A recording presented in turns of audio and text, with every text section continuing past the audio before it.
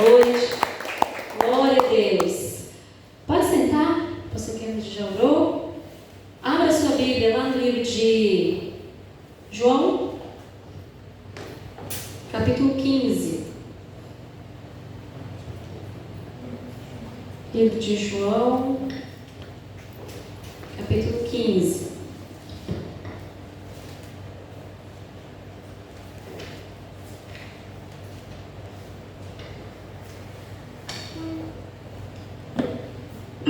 Acharam aí?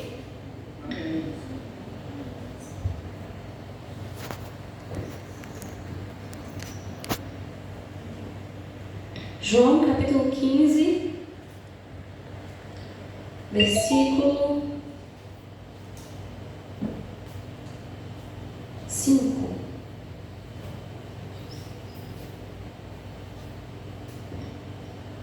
Diz assim: Eu sou a videira, vós os ramos. Quem permanece em mim e eu nele, esse dá muito fruto, porque sem mim nada podeis fazer. Amém? Esse é o versículo do capítulo de todos os nossos anos, acho que tem uns 3, 4 anos que a gente trabalha, o pastor pede para a gente trabalhar especificamente esse texto durante o aniversário da igreja, para nos lembrarmos do quê? Da nossa missão, da nossa identidade, da nossa posição nessa terra, amém? Repita comigo: eu tenho uma posição nessa terra e um propósito específico que eu preciso cumprir todos os dias, amém? Nós somos gratos ao Senhor por mais um ano de Ministério Fides, glória a Deus por isso, né? O Ministério Fides nasceu há 11 anos atrás, né? Agora 12 anos, entrando para o 12º, como já foi falado, cujo significado significa, cujo nome significa fé. A palavra fé tem origem no latim e significa fé, confiança, lealdade, fidelidade. Ministério Fides, você precisa entender isso porque você faz parte desse ministério. Você tem que entender por que o Ministério Fides se chama Ministério Fides, né? Eu já vi muitas pessoas perguntar o que é Fides, né? E as pessoas elas comentam, mas elas não têm aquele interesse de ir em busca e saber realmente o que significa, né? Eu acho que é só um nome estranho que a gente quis colocar. Eu também. Até as pessoas entenderem, eu creio que agora já está tranquilo, mas nos primeiros anos era muito difícil quando a gente ia nos lugares, quando iniciou o ministério, a gente tinha que falar uns 3, 4 vezes até a pessoa entender Ministério Fides, né? E pronunciar corretamente. É porque eu gosto de nome difícil. Culpa do pastor. Só da Esther escapou, né, filho? Então, Ministério Fides representa 3 coisas que eu quero destacar para nós como introdução dessa palavra: confiança em Deus, uma crença firme na existência de Deus e na sua revelação por meio das Escrituras. Segundo, a adesão às promessas divinas. A fé é a resposta humana aos chamados de Deus, que envolve confiar em suas promessas, mesmo quando elas não podem ser vistas ou plenamente compreendidas. Eu quero destacar esse ponto 2 aqui, porque quando nós abrimos o Ministério Fides há 11 anos atrás, nós abrimos exatamente com esse entendimento, que nós não poderíamos nos levar por aquilo que nós estávamos vendo, mas pelo aquilo que nós estávamos crendo. Porque pergunte se nós tínhamos condições de sustentar o ministério. Nós não tínhamos. Humanamente falando, nós não tínhamos estrutura de pessoas, estrutura financeira. Nós estávamos começando o trabalho do zero. E por isso nós decidimos colocar o nome Fides, porque esse ministério nasceu pela fé, tem se sustentado pela fé e vai prevalecer e permanecer pela fé até Jesus voltar, amém? Então você não pode estar nesse culto aqui hoje à noite adorando o Senhor conforme os teus olhos veem, mas você tem que estar aqui desde já declarando aquilo que os teus olhos creem. Os teus olhos, eles precisam estar além do que eles estão vendo agora, nesse exato momento, e você precisa crer nas promessas do Senhor, como fez Abraão. Deus disse para Abraão: Abraão, sai da tua parentela e vai para uma terra que ainda vou te mostrar. Abraão, ele precisou crer, ele precisou não duvidar, ele teve que ter a certeza de que mesmo não sabendo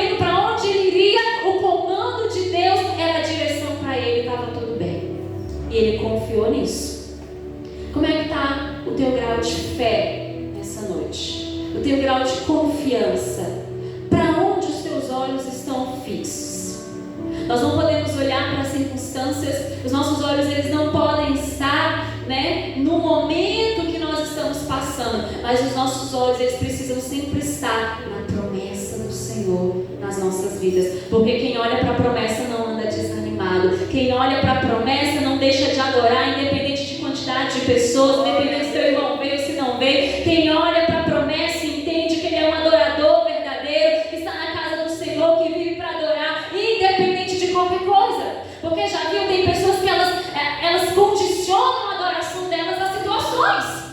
Agora, quando eu entrego a minha vida para Jesus, eu me converto de fato e de verdade, eu tenho uma vida com Deus, uma vida no altar, eu entendo que a minha adoração ao Senhor, ela tem que ser constante e intensa, independente de quantidade local, de dia, de hora, em todo o tempo. Nós precisamos ser adoradores ambulantes, adorar o Senhor em todo o tempo, amém?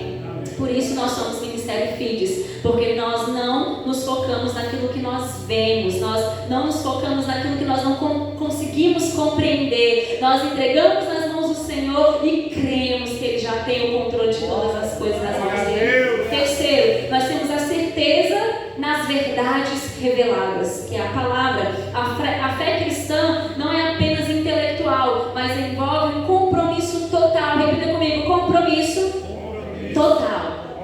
Quem é membro do Ministério Fides sabe que nós pedimos e nós trabalhamos intensamente compromisso total. É ou não é? De vocês que já estão caminhando conosco, compromisso total, compromisso intenso, sim ou não? Ou seja, da pessoa com Deus, confiando plenamente em seu plano de salvação por meio de quem? Jesus Cristo, o nosso Senhor e Salvador. E aí nós temos como base o texto bíblico lá de Efésios. Vai lá comigo. Hebreus capítulo 11, versículo 1. Vocês já sabem de cor, né? Que diz assim: ora, a fé é a certeza das coisas que se esperam, a convicção de fatos que não se veem. Pois pela fé os antigos obtiveram bom testemunho. Pela fé entendemos que foi o universo formado pela palavra de Deus, de maneira que o visível veio a existir das coisas que o quê? Não se vê ou não aparece. Porque teus olhos já começam a contemplar aí pela fé. Como o pastor ministrou ontem, eu já contemplo esse lugar pequeno para tantas almas que o Senhor vai encher neste lugar. Porque entenda uma coisa, a obra não é minha, a obra não é tua, a obra não é do pastor. Nós somos apenas cooperadores e colaboradores do reino para o reino. E se o Senhor diz que nós estamos na videira, enxertados na videira, Ele vai dar o crescimento. Ele vai prover, Ele vai suprir, como Ele tem provido e suprido todos os dias, todos os meses, todos esses 11 anos, para honra e para a glória do nome dEle, amém? E a gente sabe que o número 12 na gematria simboliza completude, ordem divina e autoridade perfeita. Se você não sabe, o número 12 é o número do governo. Você sabia disso? O número 12 é o número do governo. E nós vemos isso na Bíblia, né? A Bíblia é recheada de muitas coisas, né? Interessantes, né? E para nossa reflexão. Nós vemos lá as 12 tribos de Israel representando os líderes, né? Tanto político e espiritual daquela época. Nós vemos os 12 apóstolos representando a liderança espiritual da igreja. E o que eu quero dizer com isso? Que o número 12, ele reflete a estrutura e o estabelecimento de governanças baseadas na plenitude e na organização. E aí o que eu quero dizer para nós nessa noite? Em cima da representação do número 12, que é o ano que nós vamos viver em 2025, né, durante cada mês. O que Deus quer nos fazer entender durante esse ano de 2025, com 12 anos de Ministério Fides? Significa trazer organização e equilíbrio às nossas vidas. Talvez esse ano de 2024, nesses 11 anos, talvez nós tivemos sim equilíbrio e organização, mas talvez em alguns momentos nos faltou. Talvez em alguns momentos da sua vida te faltou equilíbrio, te faltou organização, né? Falar de número 12 também nos fala de planejamento e estruturação. Nós precisamos, ano de 2025, através do nosso caderno dos sonhos, quem já terminou seu caderno dos sonhos aí? Através do nosso caderno dos sonhos, nós precisamos planejar de forma estruturada a nossa vida.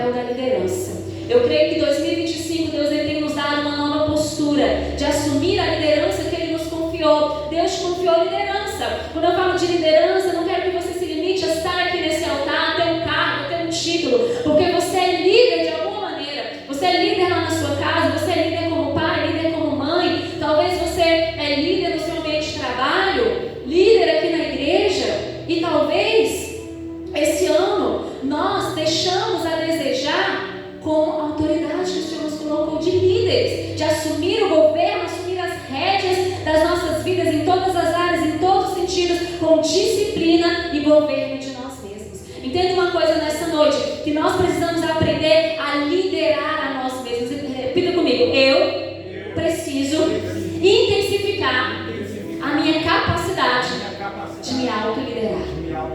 Se você não for alguém que sabe se autoliderar, como que você vai liderar aquilo que Deus te confiou? Com excelência. Porque Deus já nos deu, Deus já nos colocou. Só que Deus, Ele nos dá a capacidade, a habilidade. Ele espera que a gente vá lá e faça papel.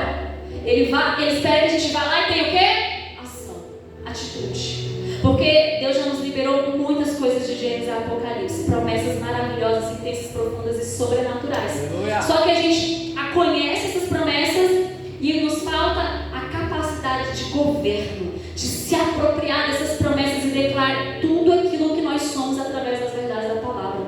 E não só declarar, mas se ver como quem? Como filhos amados, como foi falado ontem, se ver como alguém de autoridade, alguém de governo, alguém que Deus colocou e constituiu nessa terra como cabeça e não como cauda. Entenda que Deus vai te cobrar nesse ano de 2025, nesses 12 anos de Ministério Fides, a autoridade de governo, de você assumir o controle e você governar com a autoridade tudo aquilo que Deus já te confiou, seja na sua vida espiritual, financeira, familiar, matrimonial, todas elas. Deus já te deu a capacidade de governo, de autoridade, de responsabilidade, liderança. Diga comigo, liderança.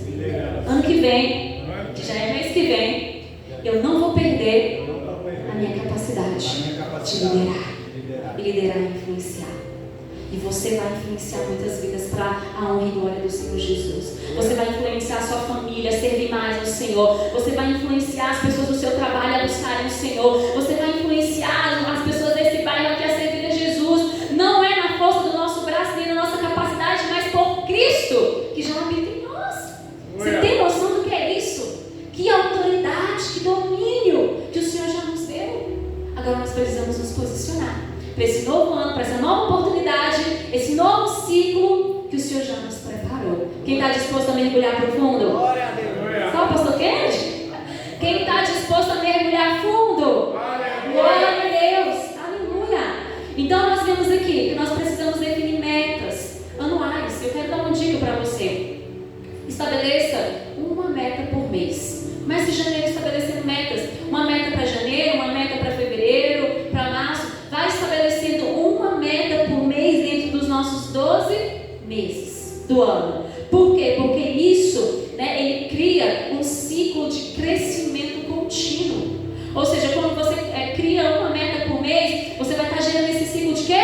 Crescimento contínuo. Ou seja, eu cresci esse mês que vem você não vai parar, porque você tem outra meta para alcançar. Aí no outro mês você alcançou, no outro você não vai ficar cruzar os braços. Você vai continuar, porque você sabe que você tem outro planejamento, outra meta para ser atingida naquele próximo mês. E quando você chega no final do ano, você vai olhar para trás, você vai fazer uma retrospectiva e você vai ver quanto você cresceu, quanto você se desenvolveu. Por quê? Porque houve planejamento, houve metas, houve um crescimento contínuo, porque você tem foco. Talvez esse ano nos faltou foco, talvez esse ano pode ter nos faltado intensidade, na verdade, nas nossas metas, nos nossos projetos. Talvez até você colocou muitas metas, muitos propósitos, mas no meio do caminho desanimou, no meio do caminho deixou algumas coisas para trás. É normal, todo mundo a gente faz isso, né? Mas a gente tem que restabelecer algumas coisas na nossa vida para 2025. Posso ouvir um amém? Amém. Crescimento contínuo. Repita comigo, eu vou viver crescimento contínuo. Porque é isso que nos diz lá em João, capítulo 15, versículo 5, aonde ele diz, eu vou sair aqui de Hebreus, né? Em Hebreus, lá em João 15, 5, foi o texto que eu li. Eu sou a videira, vós os ramos. Quem permanece em mim e eu nele, esse dá muito fruto, porque sem Jesus nós não podemos fazer nada, amém? Então Jesus está falando o que aqui pra gente? Que Ele é a videira, nós somos os ramos que estamos em Jesus, e Ele está falando que aquele que está em Jesus dá pouco fruto? Dá muito fruto. Olha para esse teu irmão que está do lado e diga: ei, você vai dar muito fruto. Você vai dar fruto o ano inteiro, para honra e para a glória do Senhor Jesus. Os frutos que você não deu esse ano, você vai dar em dobro em 2025, para honra e para a glória do Senhor Jesus, amém? Porque quando Ele diz dará fruto, Ele coloca muito aqui. Na sua Bíblia também está? Ele vai dizer: e eu nele, e esse dará muito fruto. Então Deus, Ele quer que nós demos muito fruto. Eu quero fazer um paralelo entre João capítulo 15, Mateus 25, 14 ao 30, parábola dos talentos, e Gênesis 39, sobre a história de José. Quero fazer um paralelo rápido entre esses três textos, ligando alguns pontos interessantes para a nossa reflexão nesta noite. Jesus, Ele fala aqui em João, né, Ele usa a palavra permanece, né, lá no versículo 5. Eu sou a videira, vós os ramos, quem permanece. Não sei se vocês lembram, esse ano, não sei que mês, eu preguei uma palavra sobre esse capítulo, destacando a palavra permanecer. Não sei se vocês lembram, né? Acho que não, né? Acho que só quem prega aqui não lembra. Mas eu preguei, para mim foi muito intenso aquilo, porque Deus ministrou muito no meu coração sobre a palavra permanecer. E permanecer é o quê? Permanecer é ficar, permanecer é continuar sendo, conservar, prosseguir existindo, durar. E aí a gente traz o exemplo de José. José foi um cara que, mesmo em um momento de adversidade intensa e profunda, foi um cara que permaneceu, foi um cara que continuou sendo, ele continuou sendo íntegro no seu caráter, ele continuou em aliança com o seu Deus, mesmo longe da sua casa, longe da sua família, longe das coisas que ele gostava, em um local totalmente desconhecido, ele permaneceu aliançado com o Senhor. Aleluia! Então nós precisamos entender que nós precisamos permanecer, para que nós possamos o quê? Frutificar. Quem não permanece não frutifica. Só frutifica quem permanece. E segundo a parábola dos talentos lá de Mateus 25, né, nós vemos o quê? Deus dando ou gerando o crescimento para os frutos. E Ele conta conosco. Ele conta contigo e Ele conta comigo. Ele conta com a nossa parte da administração. Primeiro Ele diz aqui que aquele que está nele dá muito fruto, porque sem Ele nada nós não podemos fazer. Dependência. Primeira coisa que nós precisamos entender: comece o seu ano de 2025, o seu primeiro dia de janeiro de 2025, permanecendo no Senhor como nós já estamos e dependendo completamente do Senhor. Aprenda a cair na dependência do Senhor, porque talvez nós não colhemos tantos frutos como gostaríamos, porque estamos fazendo coisas deixando de depender do Senhor, na força do nosso braço, na nossa sabedoria humana, debaixo dos nossos próprios conceitos. Mas Jesus é claro em dizer que vocês deram muito fruto, porque sem Ele nada podemos fazer. Então entenda isso: sem Jesus nós não podemos ir a lugar nenhum. Nós só estamos aqui por Jesus, e é tudo por Ele e para Ele, e é através dele que nós faremos grandes coisas, daremos muitos frutos. Então, dependência é cair na dependência do Senhor. Você não se preocupar com o dia de amanhã, porque você depende do teu pai, você não depende da economia brasileira, você não depende do patrão para te pagar no final do mês, você não depende de pessoas, você depende unicamente de Jesus, porque Ele que provê, Ele que supre, Ele que faz. Eu posso ouvir amém? Dependência. Mas nessa dependência, nós precisamos entender que nós não podemos ficar parados. Nós precisamos fazer a nossa parte. Lá na parábola dos talentos, a gente vê que Jesus, representado lá na parábola como o Senhor, que tinha ali os talentos, né? Aqueles talentos eram medida de peso que tinha naquela época, para medir, né? Pesar ouro, prata, essas coisas assim. E o que acontece? Ele dá 5 talentos para um, 2 para outro e 1 para outro, né? Medidas diferentes, quantidades diferentes, mas o propósito era o mesmo. Fazer o quê? Multiplicar. Deus deu talento para cada um, conforme a capacidade de cada um e a habilidade de cada um, para eles frutificarem. Por quê? Porque o Senhor ia voltar, ia querer de volta aqueles talentos, mas não queria aqueles talentos da forma que entregou, queria de forma multiplicada. E a gente vê que os 5, que recebeu 5 foi lá, negociou e multiplicou e recebeu 10. Aquele que tinha só 2 foi lá, negociou, multiplicou, já ficou com 4. E o que tinha 1? Enterrou. Ele enterrou. Então o que eu quero dizer para nós nessa noite? Não basta somente estar na videira. Não basta só estar na videira. Não se contente em apenas vir para a igreja. Não se contente em apenas ter um título de cristão ou de cristã, de discípulo ou de discípula. Tem que mergulhar profundo, tem que se entregar, tem que trabalhar arduamente conforme a habilidade que o Senhor já te capacitou e já colocou nas suas mãos. Porque entenda, Deus já te deu a habilidade antes mesmo de você nascer. Lá no ventre da sua mãe, Deus já tinha um propósito pré-estabelecido para a minha vida e para a tua. Deus já sabia qual seria a cor do nosso cabelo, qual seria as nossas habilidades. Pastor Kennedy, Deus já sabia que Deus ia dar a habilidade de desenho para ele. Já sabia. Para ele pode ser surpresa agora para a gente, mas Deus já sabia. Deus já sabia que devia dar a capacidade e a habilidade de predicar e escrever livros. Deus já sabia disso. Para nós, a gente, uau, nossa, como eu estou crescendo. Deus já sabia de tudo. Deus não se surpreende com nada, porque Ele já planejou tudo antes de você nascer. Então entenda, Deus já fez. Deus não vai fazer, Deus já fez. Deus já colocou, Deus já nos deu a habilidade e capacidade sim de frutificar, de fazer coisas grandes e poderosas para Ele nessa terra. Só que muitas pessoas, elas preferem estar na videira sem frutificar, estar na videira e deixar aquele dom, aquele talento ali parado, enterrado. E a palavra do Senhor é clara, e vai dizer que aquele que não multiplica, ele é o quê? Removido. Ele é cortado da videira, porque Deus não nos chamou para ser à toa. Deus nos chamou para ser intensos na obra dele. Deus nos chamou para propósitos. Deus nos chamou para posicionamento, para fazer a diferença nessa terra. Amém? Amém. Então não basta estar na videira, nós precisamos nos mover em Jesus. Não basta só dizer que somos, nós precisamos nos mover em Jesus todos os dias, assim como José.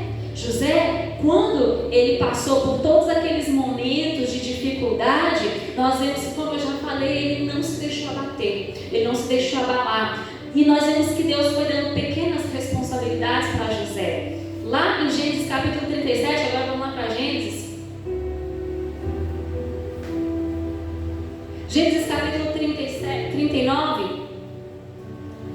Esse eu não vou ler não, vou falar aqui para a gente ganhar mais tempo. Gênesis 37, versículo 2, parte A, nós vemos que Deus deu a responsabilidade para José, que fez o quê? Apacentar o rebanho. A Bíblia fala que ele apacentava o rebanho do pai dele junto com os irmãos. Foi uma pequena responsabilidade que foi dada a José. Já em Gênesis 39, versículo 4 e 5, Deus dá outra responsabilidade para José. Vamos lá.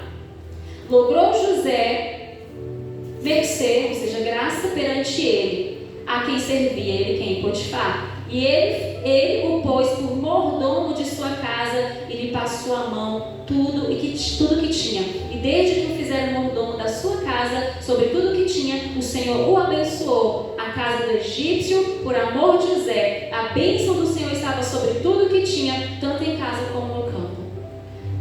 Meu 2. Hã? Meu 39:2. O Senhor era com José, que veio a ser homem próspero. Estava na casa do seu senhor egípcio. Então, o que nós vemos aqui? Você quer destacar? O que nós vemos aqui? Que o Senhor era com José e ele saiu da sua casa, né? De forma obrigatória, né? Sem querer, foi expulso, foi vendido da sua casa pelos seus irmãos. A gente conhece a história de José. E aqui nós vemos que Deus dá a responsabilidade da casa de Potifar. E a palavra do Senhor vai dizer que nesses 2 versículos, os 3 versículos que nós lemos, que José achou graça diante de Potifar. E Potifar passou tudo o que ele tinha para as mãos e para o governo de José. E José administrou com excelência. José administrou sem preguiça. José não foi um menino, um jovem preguiçoso, um jovem apático. Ele estava ali para cumprir o serviço dele. Ele pensou, poxa, me passaram uma tarefa, me passaram uma obrigação, eu preciso cumprir. E a Bíblia fala que José, com certeza a graça do Senhor era com José, mas José também era um homem que sabia administrar. José era um homem que sabia, entendia de organização. E com o que ele aprende isso? Com o pai, Jacó. Jacó também foi um homem que sabia de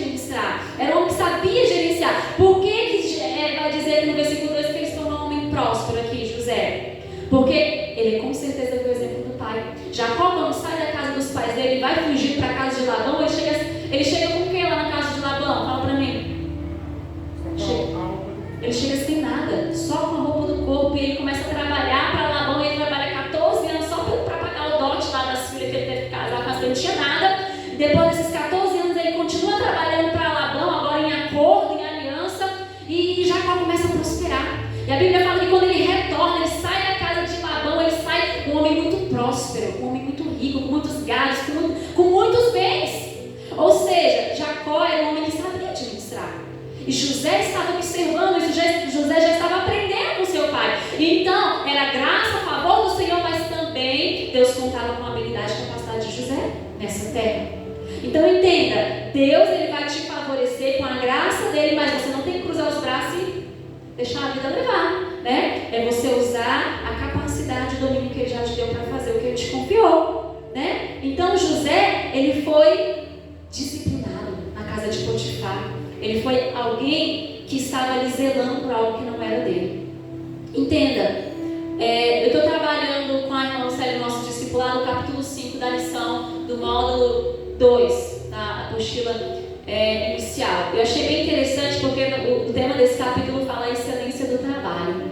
A excelência do trabalho. Ele fala aqui que nós devemos trabalhar em todas as áreas da igreja, debaixo da visão de qualidade total e de excelência. Todo sentimento e atitude de comodidade, insegurança e resistências devem ser abandonados. Eu achei isso aqui muito interessante, por quê? Porque se nós não pararmos para analisar, se nós não estivermos atentos todos os dias, às vezes a gente tem a tendência de começar muito bem, muito animado, fazendo com excelência, mas a gente vai relaxando. No decorrer da caminhada a gente vai deixando algumas coisas, a gente vai deixando de estar atento, a gente vai deixando de colocar qualidade no nosso serviço que nós estamos prestando para o Senhor, e a gente vai fazendo de forma relaxada, a gente vai fazendo de forma superficial e descompromissada. E aí eu quero que nós entendamos uma coisa nessa noite, que se nós quisermos frutificar, se nós quisermos crescer no próximo ano de 2025, nesses 12 anos de ministério, nós precisamos aprender a administrar as coisas que o Senhor nos coloca em nossas mãos. E administrar não de qualquer jeito, mas com qualidade. Administrar com excelência.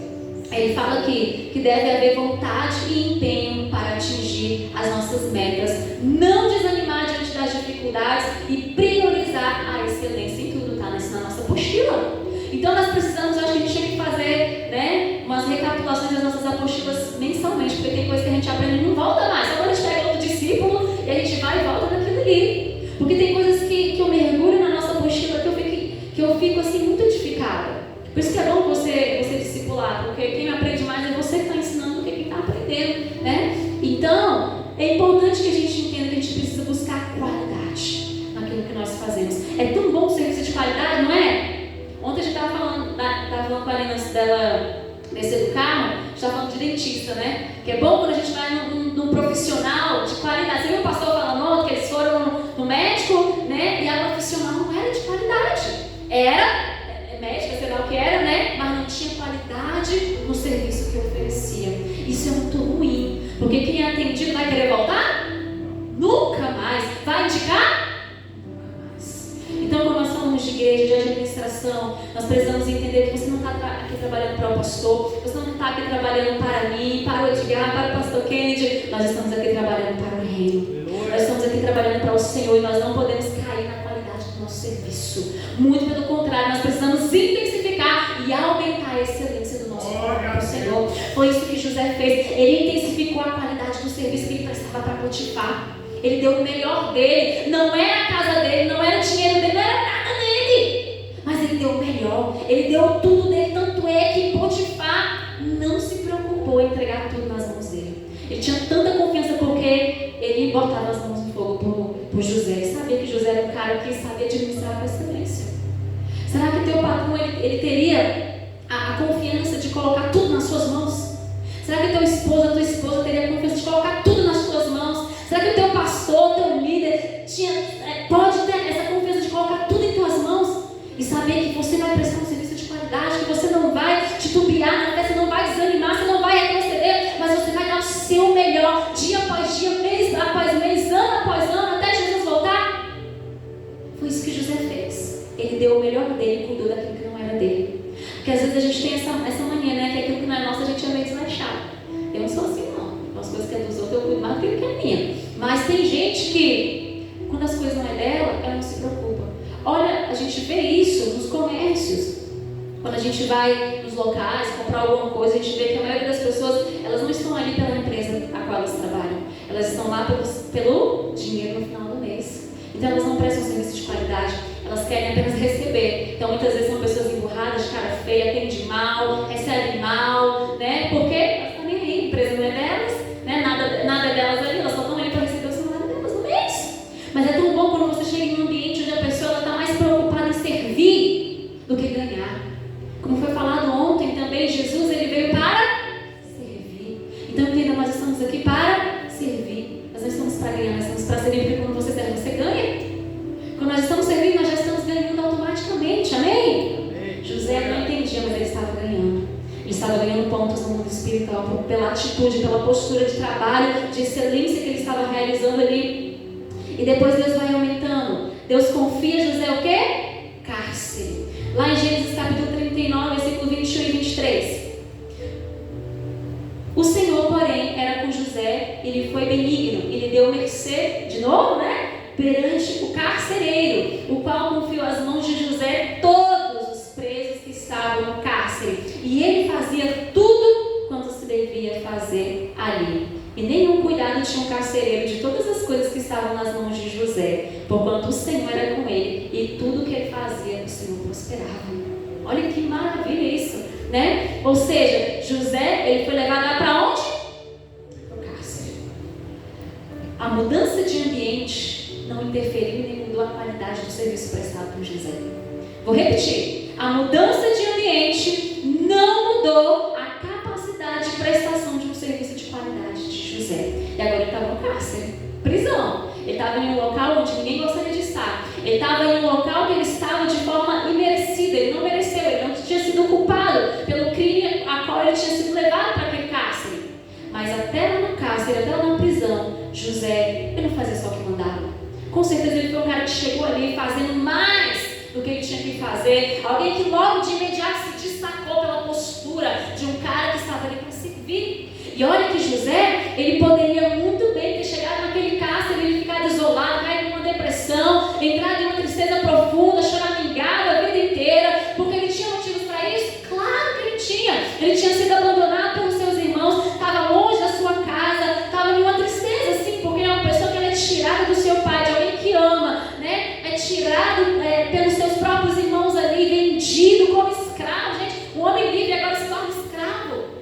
José tinha tudo para viver uma vida deprimida, uma vida angustiada, uma vida de solidão. Mas José, ele passa por cima de tudo isso como um trator. Ele vai superando através do seu serviço, através daquilo que Deus confia a ele. José, ele não se limita, ele não fica, ai, tadinho de mim, ai, eu estou sofrendo, não. Ele vai para o cárcere, ele tem trabalho para fazer no cárcere, eis-me aqui. Vou trabalhar, vou dar o meu melhor porque o Senhor é comigo. Tem trabalho na casa de Potifar, eis-me aqui. Eu não vou ficar me lamentando, eu não vou ficar choramingando, porque muitas vezes a gente coloca um monte de coisa, um monte de desculpas para a gente não fazer aquilo que o Senhor nos confiou.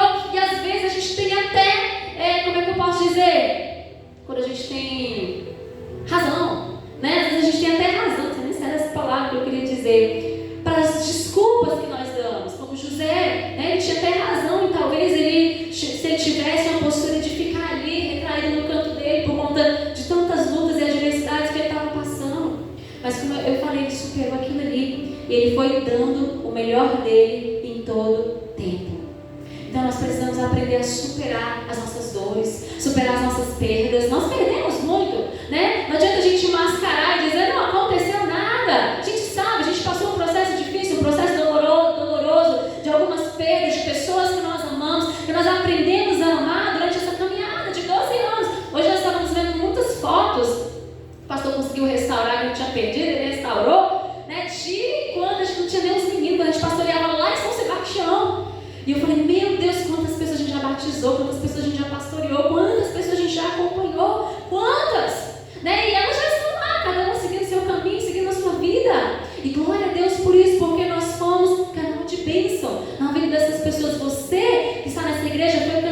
bênção na vida das pessoas que passaram por aqui. E glória a Deus por isso. Mas a dor da ausência de alguém ou situações adversas não tem que ser motivo para a gente decair na qualidade do nosso serviço. Com muita gente, com pouca gente, independente de qualquer coisa, estando no cárcere, na casa de Potifar, ou seja, lá onde for, nós precisamos permanecer com excelência naquilo que nós fazemos para o Senhor.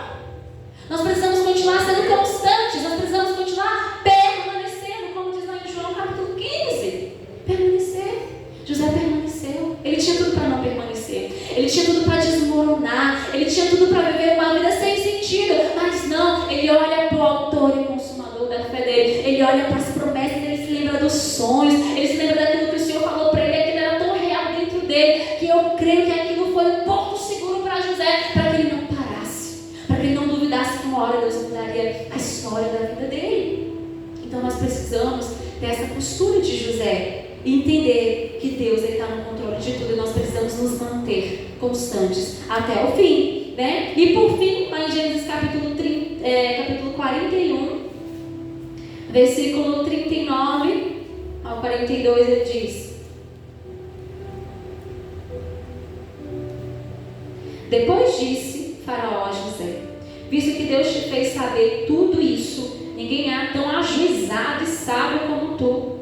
Administrarás a minha casa e a tua palavra obedecerá todo o meu povo. Somente no trono eu serei maior do que tu. Disse mais Faraó a José: vês que te faço autoridade sobre a terra do Egito, autoridade, governo. Então tirou Faraó o seu anel de sinete da mão e o pôs na mão de José, e fê-lo vestir roupas de linhos finos, e lhe pôs ao pescoço um colar de ouro. Honra para aquele que permanece, honra para aquele que estabelece no seu coração manter a constância, a qualidade, uma administração de excelência naquilo que não era dele.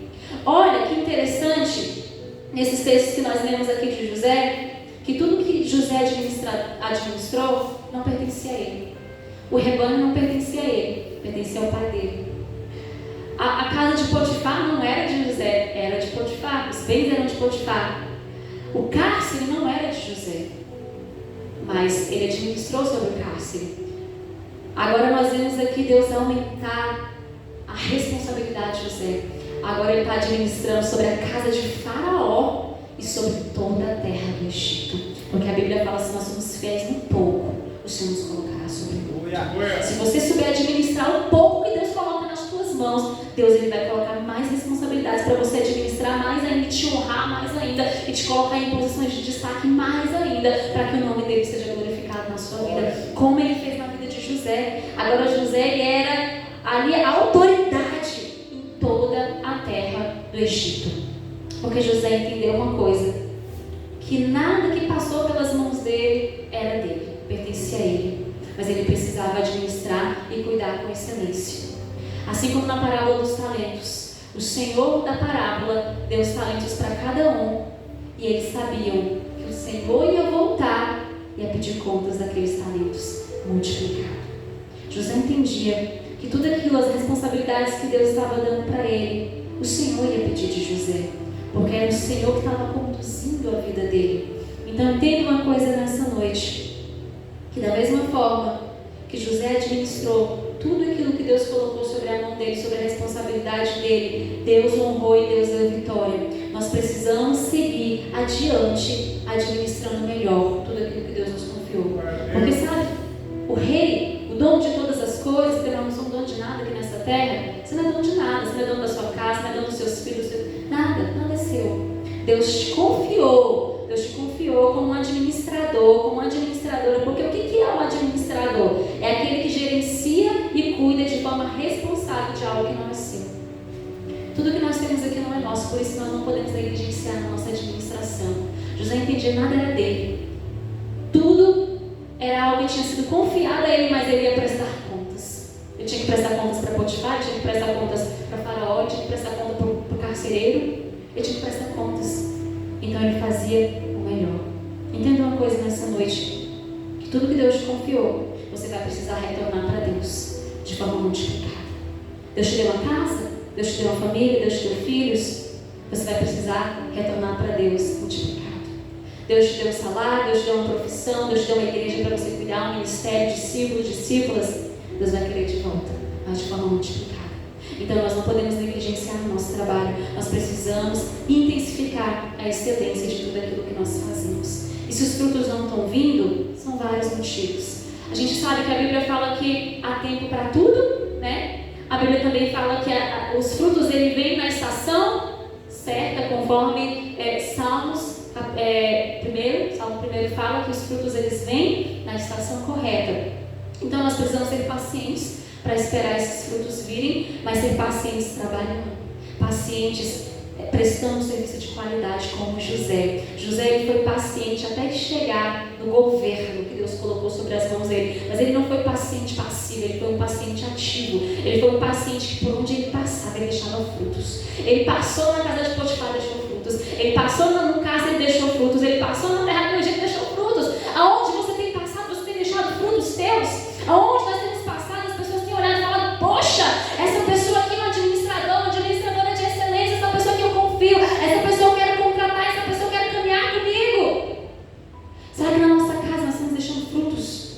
Como esposo, como esposa, como filhos? Lá no seu trabalho você está deixando frutos? Aonde você passa, você está deixando os frutos do seu trabalho de qualidade, de excelência daquilo que você tem feito? Porque se os frutos não estão vindo, como eu falei, pode ser por vários motivos, mas também pode ser pela falta de administração. Pode ser porque a administração do casamento não está boa, a administração dos filhos não está boa, a administração do ministério não está boa, a administração dos discípulos não está boa, a administração financeira não está boa. E a gente precisa rever isso nessa noite. Como está sendo a nossa administração? Porque às vezes você fala: poxa, eu estou colhendo, os frutos não estão vindo, de novo esse problema, de novo essa situação, mas como é que está o trabalho?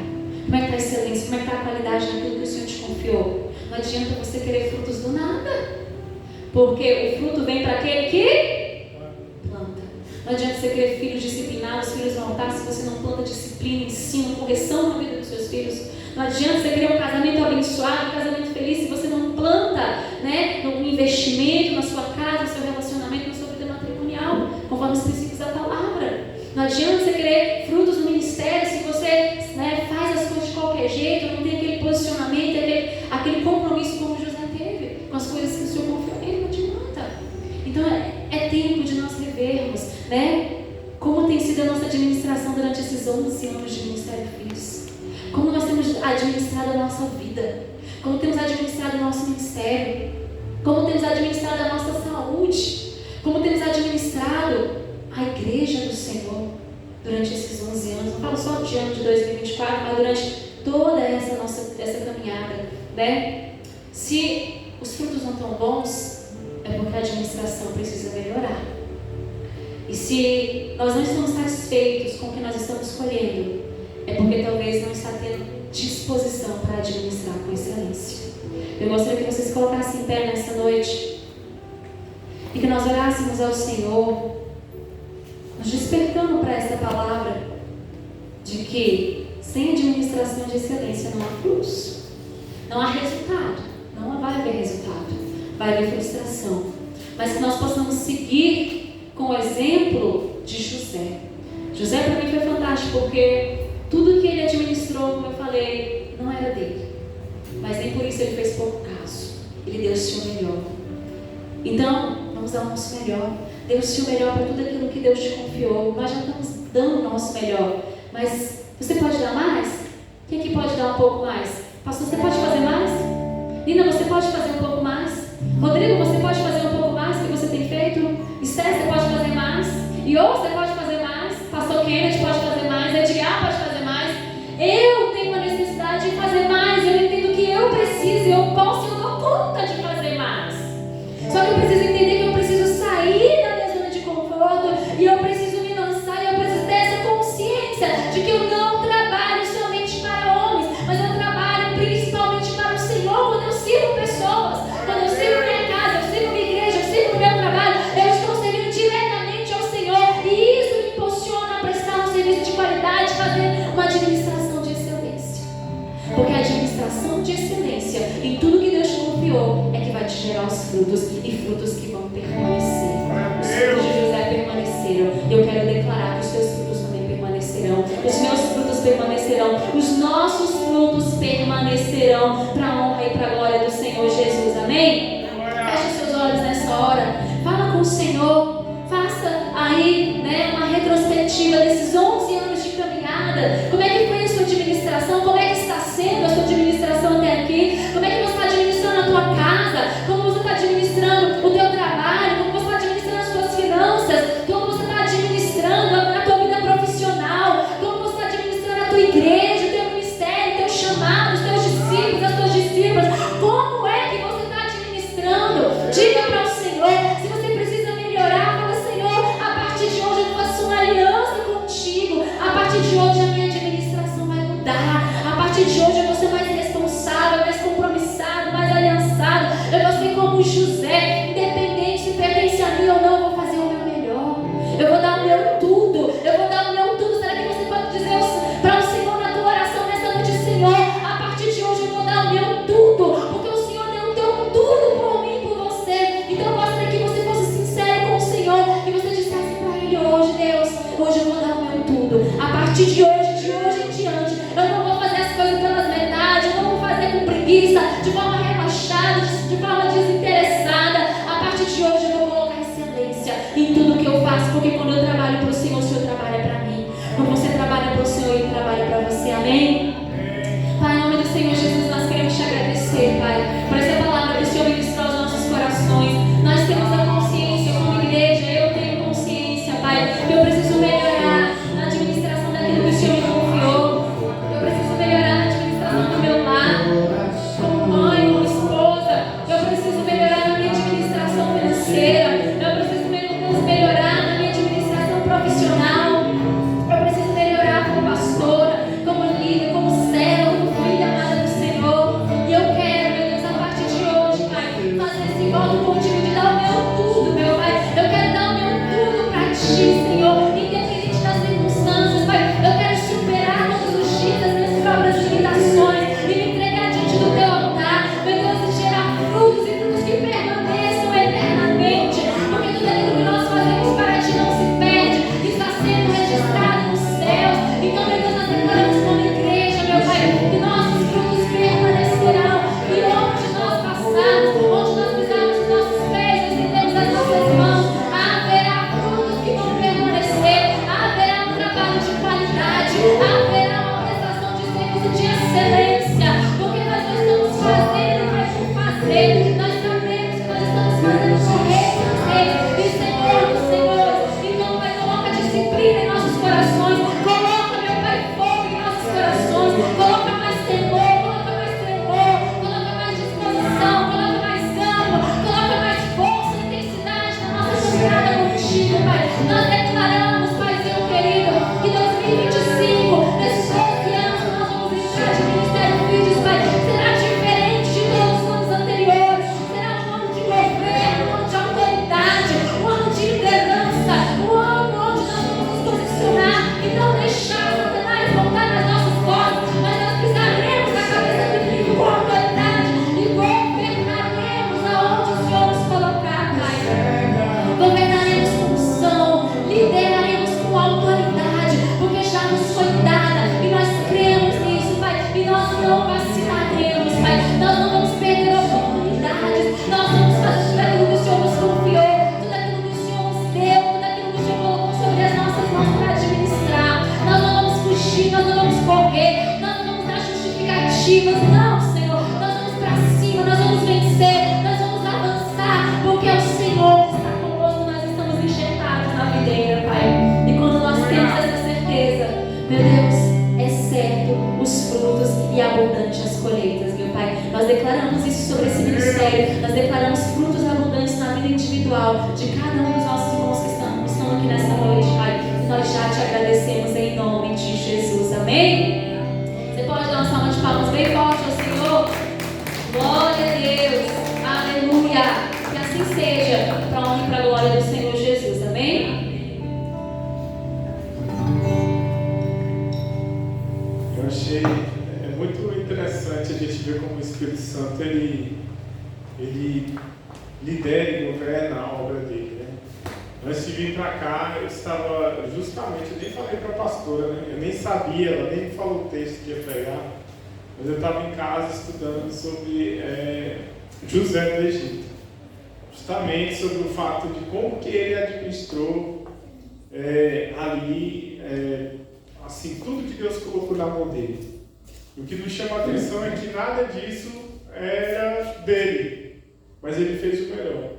E se nós aprendermos com José a fazermos o nosso melhor, a desconectarmos o nosso coração, como foi falado aqui, de números, de pessoas, de opiniões, para cumprirmos explicitamente o propósito do Senhor, nós vamos viver grandes coisas.